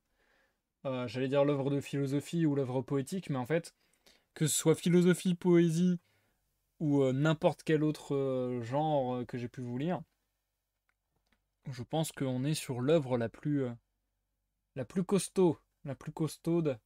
Donc ouais, c'est assez compliqué. Mais ça reste sympa en fait. C'est ça qui est très paradoxal, c'est que ça reste très sympa à lire, je trouve, mais faut s'accrocher quoi. Et d'ailleurs, je sais même pas si je t'ai répondu tout à l'heure, Lulu. Je sais que je t'ai fait un signe de main pendant que j'étais en train de lire, mais du coup, merci de nous avoir rejoints sur le live. J'espère que tu vas bien. Mais ouais, donc voilà, n'hésitez pas dans les commentaires de la vidéo YouTube si vous avez un ressenti un peu similaire au mien ou au contraire que vous n'êtes pas du tout d'accord. N'hésitez pas à communiquer, à partager et à me dire un petit peu vous ce que vous pensez de l'œuvre. Je suis assez curieux. Euh, D'autant que habituellement sur des œuvres un petit peu difficiles, euh, j'appréhende que la lecture soit difficilement compréhensible pour vous. Là, c'est ça qui est paradoxal, c'est que j'ai l'impression que la lecture est difficile en cela qu'elle est complexe, mais le texte en lui-même est agréable à lire et ne, ne présente pas d'énormes difficultés. C'est ce que je vous disais la fois passée, c'est même, enfin, les deux fois d'avant, c'est que c'est même assez étonnant à quel point c'est super fluide à l'oral, je trouve. Euh, Enfin, ouais, le rythme des phrases, etc. Tout est. Je trouve que c'est vraiment fluide et que on peut vraiment.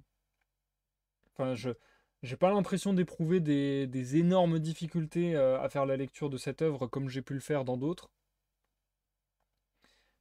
Mais pourtant, malgré cette agréabilité de la langue,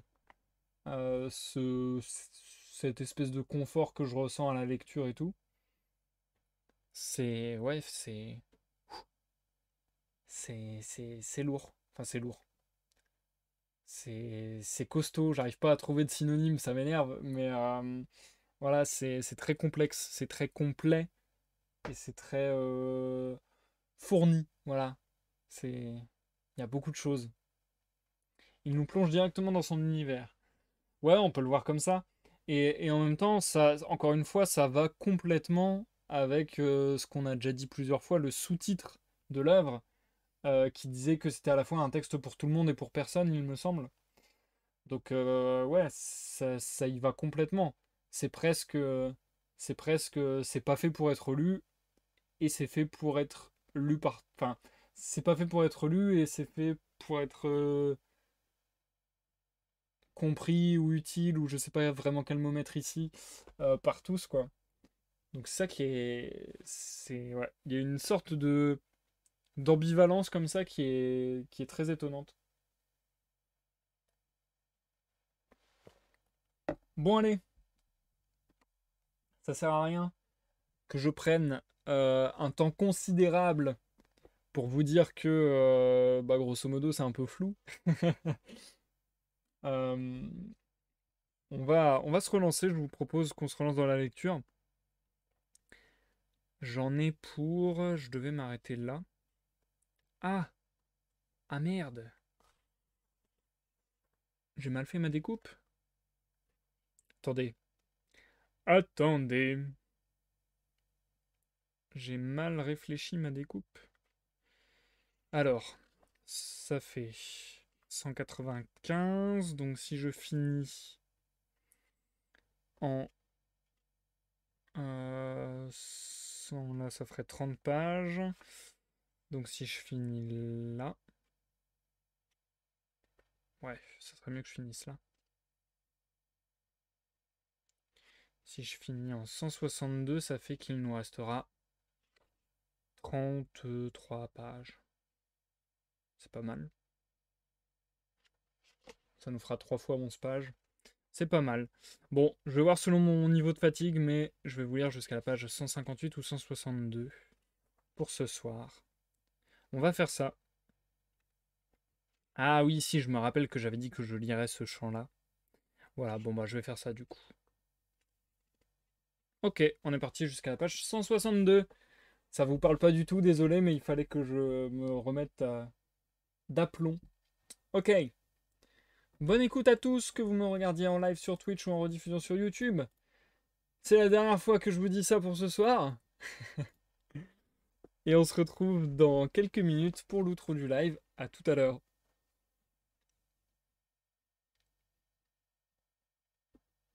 Deuxième partie, suite. Des sages illustres. Vous tous, sages illustres, vous n'avez jamais été que les serviteurs du peuple et de la superstition populaire, et non les serviteurs de la vérité. Et c'est bien pourquoi l'on vous a honoré. C'est pourquoi l'on a toléré votre incroyance, parce qu'elle semblait une plaisanterie, un chemin détourné qui vous ramenait au peuple. Ainsi le maître laisse s'ébaudir ses esclaves et s'égaie même de leur pétulance. Mais cela que le peuple hait, d'une haine de chien à loup, c'est le libre esprit, l'ennemi des chênes, le mécréant qui hante les forêts. Le traquer jusque dans son repère, c'est ce que le peuple de tout temps a appelé avoir le sens de la justice, et il lance par surcroît sur le solitaire ses limiers les plus féroces. Car la vérité existe, puisque le peuple existe. C'est une clameur que l'on a de tout temps entendue. Vous cherchez à fonder en raison la piété traditionnelle de votre peuple, et c'est là ce que vous appelez la volonté de trouver le vrai, ô sages illustres. Et votre cœur ne cesse de se dire je suis venu du peuple, c'est du peuple aussi que m'est venue la voix divine. Opiniâtres et prudents comme des ânes, vous avez toujours pris la défense du peuple. Et plus d'un puissant qui voulait être en bons termes avec le peuple, attelé devant ses chevaux un petit âne, un sage illustre. Et maintenant, ô sages illustres, je voudrais vous voir rejeter enfin pour de bon votre peau de lion. Votre pelage de carnassier tout acheté, et votre crinière de chercheur, d'explorateur, de conquérant. Hélas, pour faire croire à votre véracité, il faudrait d'abord que vous eussiez brisé tous vos respects traditionnels. Véridique. J'appelle ainsi celui qui s'en va dans des déserts sans Dieu, après avoir brisé son cœur plein de vénération. Dans le sable fauve, brûlé du soleil, mourant de soif, il louche parfois vers les îles aux sources nombreuses où les vivants se reposent sous des arbres au feuillage sombre. Mais sa soif ne le convainc point de devenir semblable à ses satisfaits. Dans toutes les oasis, il sait qu'il y a des idoles. Affamé, violent, solitaire, impie, tel doit être le vouloir léonin. Affranchi d'un bonheur servile, délivré des dieux et des cultes, sans peur et terrible, grand et solitaire, tel doit être le vouloir du véridique. C'est au désert qu'ont toujours vécu les véridiques, les libres esprits, seigneurs du désert. Mais dans les villes habitent les sages bien nourris et célèbres, les bêtes de trait. Car c'est eux qui tirent toujours, comme les ânes, la carriole du peuple. Non que je leur en veuille, mais ils restent à mes yeux des domestiques et des bêtes de trait, même sous leurs harnais couverts de dorures. Et souvent, ce sont de bons serviteurs, dignes de louange, car ainsi parle la vertu. S'il te faut servir, cherche à qui tes services seront les plus utiles. L'esprit et la vertu de ton maître s'accroîtront du fait que tu seras son serviteur, et tu grandiras toi-même en même temps que son esprit et sa vertu. En vérité, sages illustres, serviteurs du peuple, vous avez grandi vous-mêmes à mesure que grandissait l'esprit et la vertu du peuple, et le peuple a grandi grâce à vous. Je le dis à votre honneur. Mais vous êtes restés peuple jusque dans vos vertus, peuple aux yeux mornes, peuple étranger à l'esprit. L'esprit, c'est la vie qui tranche dans sa proche chair. Son tourment augmente son savoir, saviez-vous cela? Et le bonheur de l'esprit, c'est d'avoir reçu l'onction sainte et l'effusion de larmes qui font de lui la victime désignée pour le sacrifice. Saviez-vous cela? Et la cécité de l'aveugle, ses hésitations, ses tâtonnements, témoignent encore de la puissance du soleil qu'il a regardé en face. Saviez-vous cela? C'est en accumulant des montagnes que le disciple de la connaissance doit apprendre à bâtir. C'est peu de chose pour l'esprit que de transporter des montagnes. Saviez-vous cela? Vous connaissez les étincelles que jette l'esprit, mais vous ne voyez pas qu'il est une enclume. Vous ignorez la cruauté de son marteau. En vérité, vous ne connaissez pas l'orgueil de l'esprit, mais vous supporteriez moins encore la modestie de l'esprit si elle voulait parler. Et jamais encore vous n'avez réussi à plonger votre esprit dans une fosse emplie de neige, vous n'êtes pas assez chaud pour cela, vous ignorez donc aussi la joie extasiée que donne à l'esprit le froid de la glace. Vous traitez toujours l'esprit de façon trop familière, et vous avez fait de la sagesse un hôpital et un asile pour mauvais poètes. Vous n'êtes pas des aigles, vous n'avez jamais savouré les terreurs de l'esprit. Et à moins d'être oiseau, il ne faut pas bâtir son nid au-dessus des abîmes. Je vous trouve tiède. Or, toute connaissance profonde est glacée. Froides comme glace sont les sources les plus secrètes de l'esprit. Elles rafraîchissent et délassent les mains brûlantes, les brûlants fils de l'action. Je vous vois là, respectables et rigides, l'échine raide, ô sages illustres. Vous n'êtes en butte ni aux bouffées du vent, ni à celle d'une forte volonté. N'avez-vous jamais vu courir sur la mer une voile arrondie et gonflée, frémissante sous l'impétuosité du vent? Pareille à la voile, frémissante sous l'impétuosité de l'esprit, voyez-la courir sur la mer, ma sagesse, ma sauvage sagesse. Mais vous, serviteurs du peuple, sages illustres, comment pourriez-vous jamais me suivre? Ainsi parlait Zarathustra. Nocturne. Il est nuit. Voici que parle plus haut la voix des fontaines jaillissantes. Et mon âme aussi est fontaine jaillissante.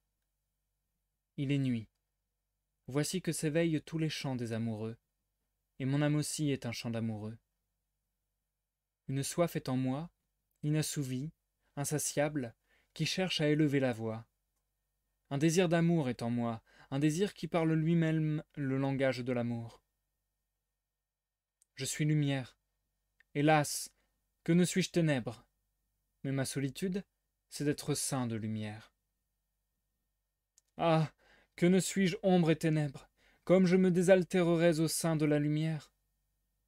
Et comme je vous bénirais, même vous, petites étoiles scintillantes, vers luisant du ciel, et la lumière que vous me donneriez me remplirait de félicité. Mais je vis enfermé dans ma propre lumière, résorbant les flammes qui jaillissent de moi. J'ignore le bonheur de recevoir, et souvent j'ai rêvé qu'il y a plus de bonheur encore à voler qu'à recevoir. Ma pauvreté, c'est que ma main ne se repose jamais de donner. Ce que j'envie, ce sont les regards avides et les nuits tout illuminées de désir. Ô sort maudit de tout ce qui donne, ô assombrissement de mon soleil, ô désir de désirer, ô faim dévorante, au cœur de la satiété. Ils prennent ce que je leur donne, mais ai-je pu toucher leur âme? Il y a un abîme entre donner et recevoir, et l'abîme le plus étroit est le dernier à se combler. Une faim née de ma beauté. Je voudrais faire souffrir ceux que j'éclaire, dépouiller ceux que je comble. Telle est ma faim de malfaisance. Retirant ma main dès qu'ils me tendent la leur, pareil à la cascade qui hésite avant la chute et hésite encore dans la chute, je suis affamé de malfaisance. Telle est la vengeance qu'imagine ma richesse excessive, telle est la perfidie qui jaillit de ma solitude. Le bonheur de donner meurt au moment où je donne, ma vertu se lasse de sa propre confusion. De sa propre profusion, pardon.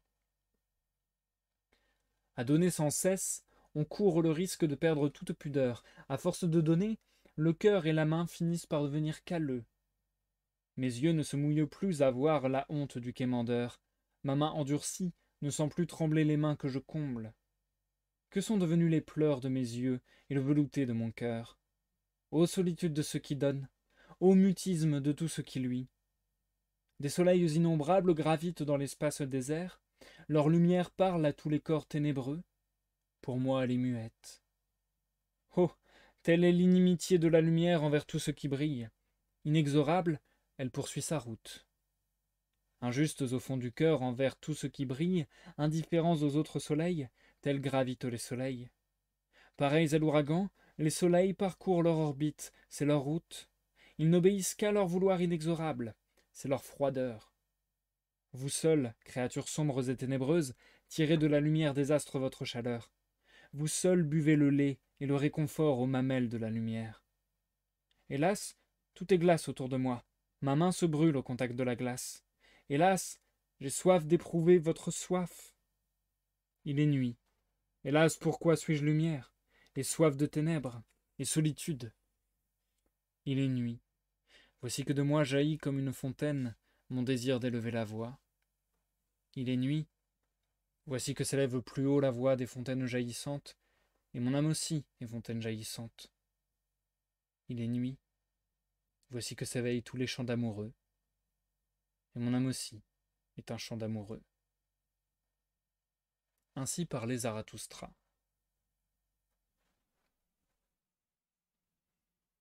Chanson à danser. Un soir, Zarathustra traversait la forêt avec ses disciples. Et comme il cherchait une source, voici qu'il arriva dans une verte prairie close d'arbres et de buissons.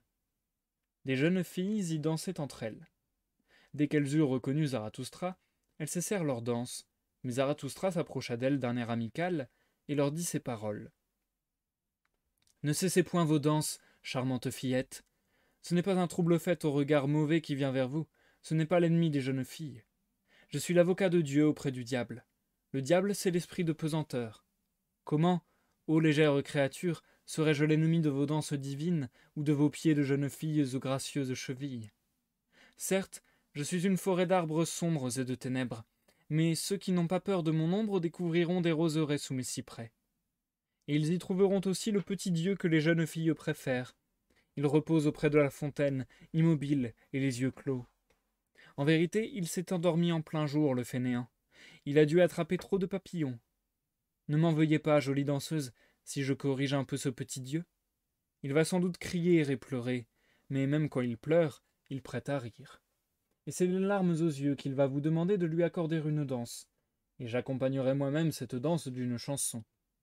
D'un air de danse, d'un chant qui raille l'esprit de pesanteur, mon très haut et très puissant diable, dont les hommes disent qu'il est le maître du monde. Et voici la chanson que chanta Zarathustra, tandis que Cupidon dansait avec les fillettes. Naguère, j'ai plongé mon regard dans tes yeux, ô vie, et j'ai cru sombrer dans un abîme sans fond. Mais tu m'as repêché, accroché à ton hameçon d'or, tu t'es mis à rire, l'air moqueur, quand je t'ai déclaré insondable. C'est ce que disent tous les poissons, as-tu dit. Ce qu'ils n'arrivent pas à sonder, ils le déclarent insondable. Mais je ne suis, quant à moi, que changeante et farouche, femme en toutes choses et point vertueuse. bien que vous autres, hommes, vous me disiez profonde ou fidèle ou éternelle ou mystérieuse. Mais vous nous faites toujours présent de vos propres vertus, ô vertueux. Et elle riait, l'incroyable, mais je ne la crois jamais, ni elle ni son rire, quand elle dit du mal d'elle-même. Et un jour où je m'entretenais en tête-à-tête avec ma sagesse sauvage, elle me dit « Tu veux, tu désires, tu aimes, et c'est pourquoi tu fais louange de la vie. » Je fus sur le point de faire une réponse irritée, et de dire ces vérités à ma sagesse en colère. Et il n'y a pas de réponse plus dure que de dire à la sagesse ces vérités. Telles sont nos relations, à tous trois. Je n'aime au fond du cœur que la vie, et en vérité je ne l'aime jamais tant que lorsque je la hais. Mais si j'ai de la complaisance envers ma sagesse, et parfois trop, c'est qu'elle me rappelle beaucoup la vie. Elle a mêmes yeux, même rire, même hameçon doré. Est-ce ma faute à moi, si elle se ressemble tant? Et le jour où la vie m'a demandé la sagesse? Qui est-ce donc? J'ai répondu vivement ah, oui, la sagesse. On a soif d'elle, et l'on ne s'en rassasie pas. On cherche à voir sous son voile, à la capter dans des raies. Est-elle belle? Comment le savoir? Mais les plus vieilles carpes mordent encore à ses appâts. Elle est changeante et capricieuse. Je l'ai souvent vue se mordre les lèvres et se peigner à rebrousse-poil. Il se peut qu'elle soit méchante, perfide, et femme en toutes choses, mais jamais elle n'est plus séduisante que lorsqu'elle dit du mal d'elle-même. Quand j'eus ainsi répondu à la vie, elle eut un méchant sourire et ferma les yeux. De qui parles-tu donc, dit-elle, de moi sans doute. Et même en admettant que tu aies raison, sont-ce des choses à me dire en face? Mais maintenant parle-moi aussi de ta sagesse. Hélas, tu rouvris alors les yeux, vie bien-aimée, et de nouveau il me sembla choir au fond de l'insondable. Ainsi chantait Zarathustra. Mais la danse finit, et les jeunes filles parties, il se sentit triste. Le soleil est depuis longtemps couché, dit-il enfin. La prairie est humide, la forêt exhale sa fraîcheur. Une présence inconnue m'environne et me regarde d'un air pensif. Comment? Tu vis encore, Zarathustra? Pour quelle raison? Pour quelle fin? Par quels moyens? Pour aller où? Pour rester où? De quelle manière? N'est-ce pas folie que de vivre encore? Hélas, mes amis, c'est le soir qui m'interroge ainsi. Pardonnez-moi ma tristesse. Le soir tombe. Pardonnez-moi si le soir tombe. Ainsi parlait Zarathustra.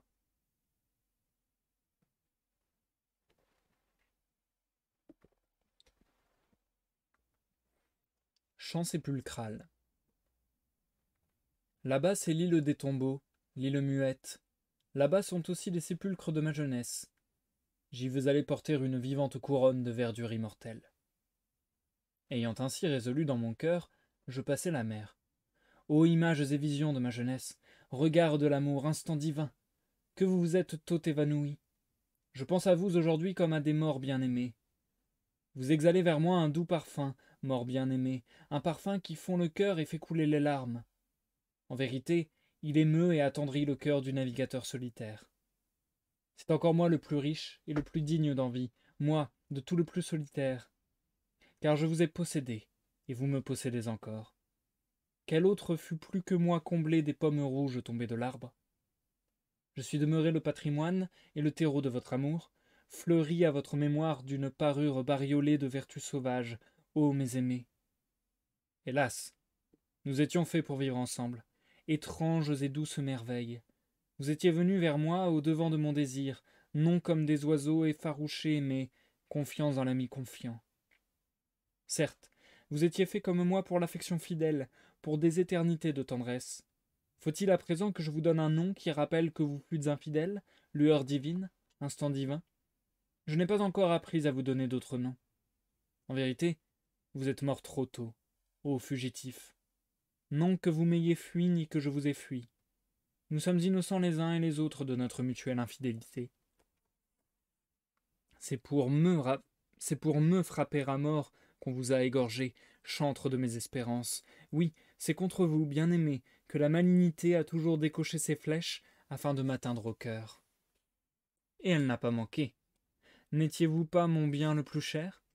Vous étiez à moi, j'étais à vous. C'est pourquoi il vous a fallu mourir jeunes et prématurément. On a tiré des flèches sur ce que j'avais de plus vulnérable, sur vous dont l'épiderme était tendre comme un duvet, comme un sourire qui s'efface au premier regard. Mais je le déclare à mes ennemis, qu'est-ce qu'un meurtre auprès de ce que vous m'avez fait? Ce que vous m'avez fait est pire que tous les meurtres. Vous m'avez pris ce que rien ne saurait me rendre. Voilà ce que j'ai à vous dire, mes ennemis. Car vous avez assassiné les visions et les gracieux prodiges de ma jeunesse. Vous m'avez pris mes compagnons de jeu, mes esprits bienheureux. Je dépose ici à leur mémoire une couronne, à votre adresse une malédiction. Maudits soyez-vous, mes ennemis. Vous avez abrégé ma part d'éternité. Vous l'avez brisée comme un son qui expire dans la nuit glacée. Je ne l'ai vu briller qu'un instant comme la lueur d'un œil, le temps d'un clin d'œil. Jadis, en des heures favorables, ma pureté d'idées, tous les êtres pour moi seront divins. Alors vous m'avez assailli de fantômes immondes. Hélas, où s'est-elle enfuie, cette heure favorable? Tous les jours me seront sacrés. Ainsi parlait naguère ma jeune sagesse, et certes c'est bien là le langage d'une riante sagesse. Mais alors, mes ennemis, vous m'avez dérobé mes nuits, vous les avez vendues au tourment et à l'insomnie. Où s'est enfuie, hélas, cette riante sagesse?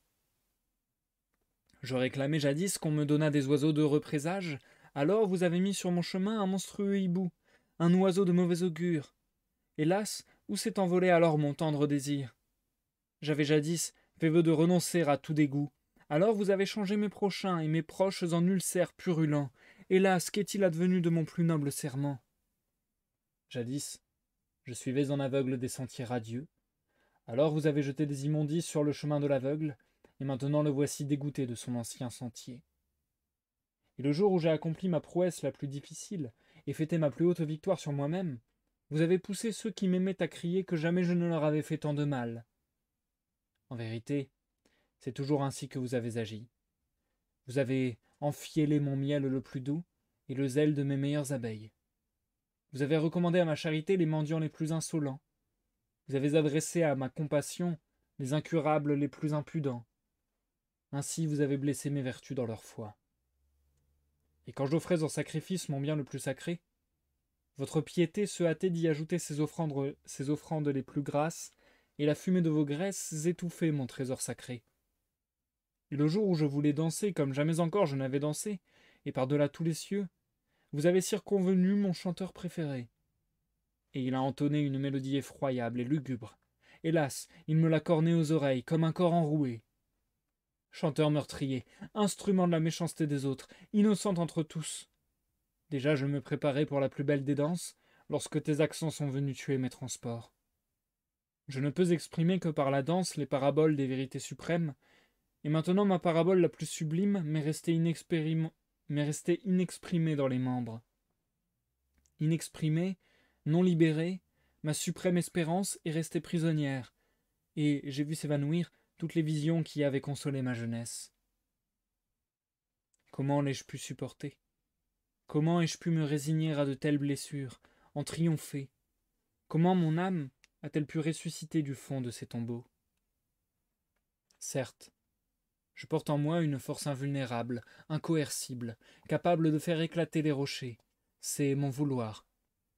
Il s'avance en silence, immuable au long des années. Pour parcourir sa route, il se fait porter sur mes pieds, mon vieux vouloir. Sa résolution est dure jusqu'au fond, invulnérable. Moi, je ne suis invulnérable qu'au talon. Tu as donc survécu, toujours semblable à toi-même, patient vouloir, esprit patient. Toujours tu as réussi à émerger de nouveau des tombeaux. Tout ce qui dans ma jeunesse n'a pu éclore survit en toi. Sous les traits de la jeunesse et de la vie, tu viens plein d'espérance t'asseoir sur les décombres jaunâtres de ces tombes. Oui, je salue en toi le destructeur de tous les tombeaux. Salut, ô mon vouloir, car où sont les tombes, là seulement sont les résurrections. Ainsi chantait Zarathustra.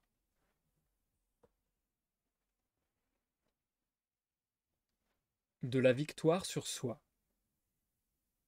La volonté de trouver le vrai. Tel est le nom que vous donnez, ô sages insignes, à la force qui vous meut et vous met en rute. La volonté de rendre concevable tout ce qui est, c'est le nom que je donne à votre volonté. Vous voulez d'abord rendre concevable tout ce qui est, car vous doutez à juste titre que ce soit concevable a priori. Mais il faut que tout se soumette et se ploie à votre gré. C'est ce qu'exige votre vouloir, que tout s'assouplisse et se soumette à l'esprit, que tout se réduise à en être le miroir et le reflet. C'est là tout ce que vous voulez, sages insignes, et c'est un désir de puissance, même quand vous avez à la bouche les mots de bien et de mal, et de jugement de valeur. Vous voulez d'abord créer un monde tel que vous puissiez l'adorer à genoux, c'est votre dernier espoir, votre suprême ivresse. Les simples, cependant, la foule, sont pareils au fleuve sur lequel la barque s'en va à la dérive, et dans la barque trônent, solennels et emmitouflés, les jugements de valeur. Votre vouloir et vos valeurs, vous les avez fondés sur le flot du devenir. Ces croyances de la foule au sujet du bien et du mal trahissent un très ancien vouloir de puissance. C'est vous, sages insignes, qui avez installé ces voyageurs dans la barque après les avoir décorés de parures et de noms ronflants. C'est vous, et votre vouloir dominateur. Maintenant le fleuve entraîne votre barque. Il lui faut l'entraîner. Qu'importe si elle fait écumer le flot qu'elle fend et qui se rebelle contre l'étrave. Ce n'est pas le courant qui vous menace, ni la mort de votre notion du bien et du mal, sages insignes. C'est votre vouloir lui-même, votre vouloir de puissance, le vouloir vivre inépuisable et créateur. Mais afin que vous compreniez ce que j'ai à vous dire au sujet du bien et du mal, je vais ajouter encore un mot au sujet de la vie et de la nature des vivants. Les vivants, je les ai suivis à la trace, sur les grands et les petits chemins, afin de connaître leur nature. Alors que leur bouche était close, j'ai capté leur regard dans mes 100 miroirs, afin que ce regard me parlât, et ce regard m'a parlé. Or, partout où j'ai trouvé de la vie, j'ai entendu parler d'obéissance. Tout ce qui vit obéit. Et voici le deuxième point. On commande à celui qui ne sait pas s'obéir. Tel est l'usage parmi les vivants.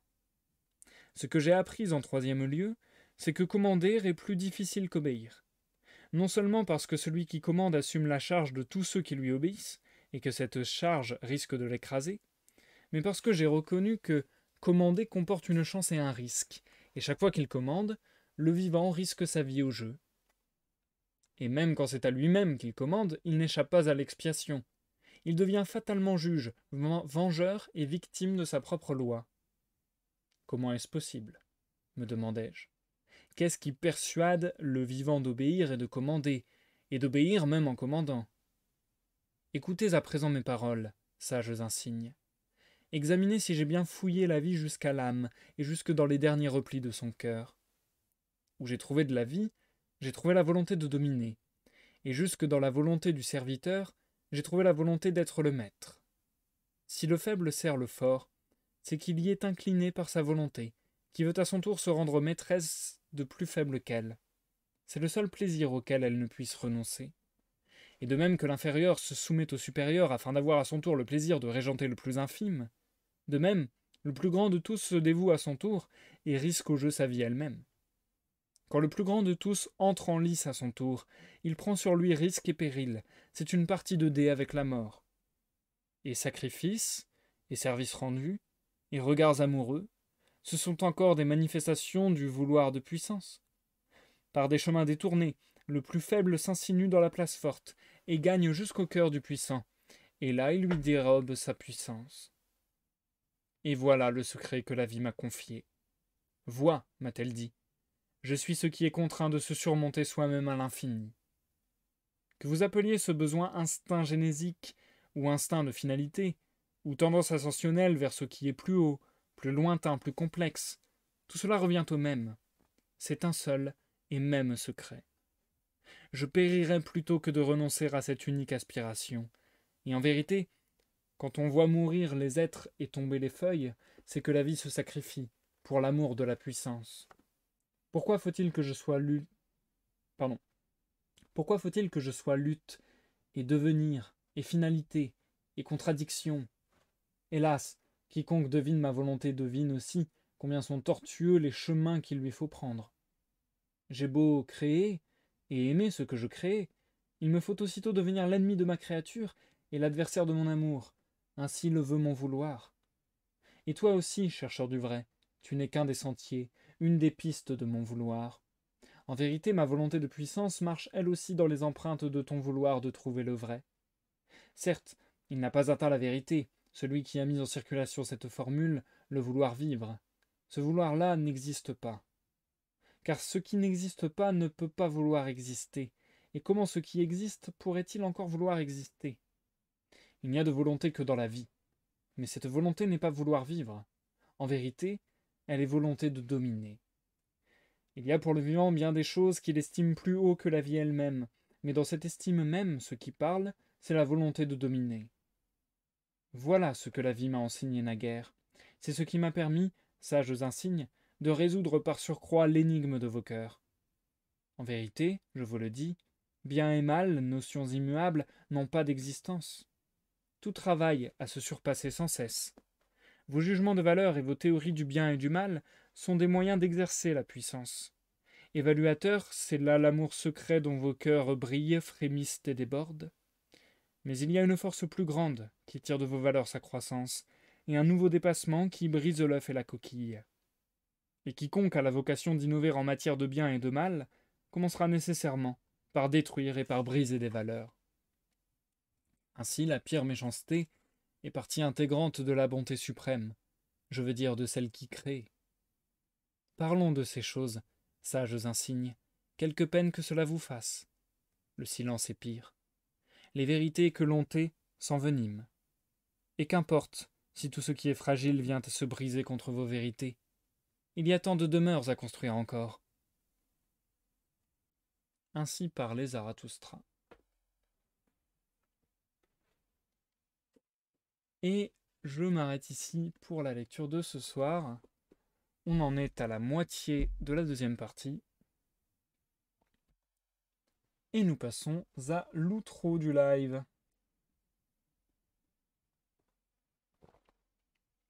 Waouh. Je vais faire court sur cet outro parce que, comme je vous disais, je suis pas mal dégommé par la fatigue là. J'ai très froid, j'ai juste envie de me plonger sous les couvertures et de plus rien foutre. Bref, c'était sympathique encore une fois cette lecture. Il y a quand même des idées maîtresses, j'ai l'impression, qui reviennent dans de nombreux chapitres, dans de nombreux chants, dans de nombreux poèmes. Je sais toujours pas comment appeler ces différentes parties, ces différentes sections. Mais ouais, il y a quand même des idées générales qui se baladent un peu dans toute l'œuvre.